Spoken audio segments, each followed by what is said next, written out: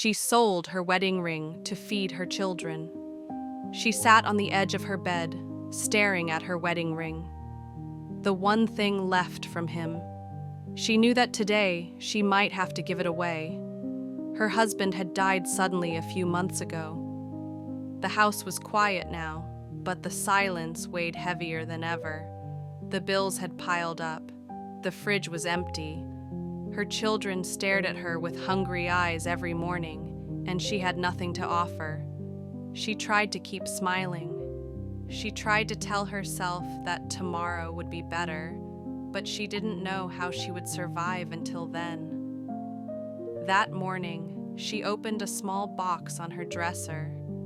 Inside was her wedding ring, scratched, worn, heavy with memories.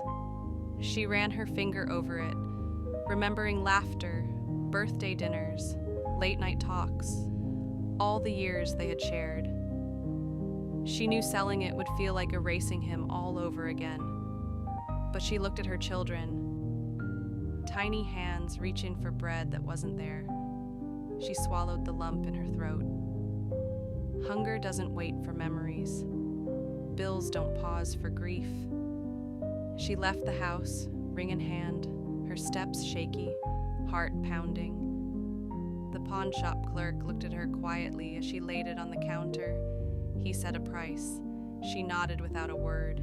She barely noticed the coins in her hand. She went straight home, bought food, and placed it on the table. Her children's eyes lit up. They laughed. They ate. For a brief moment, she felt relief. But that night, when they were asleep, the emptiness came back. She held the empty box in her hands and cried softly. Not because she sold the ring, but because love sometimes demands sacrifice.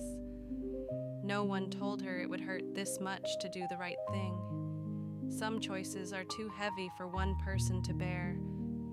But she had made hers, and her children had survived another day because of it. What would you have done in her place? Would you have sold the most precious thing you owned for the people you loved?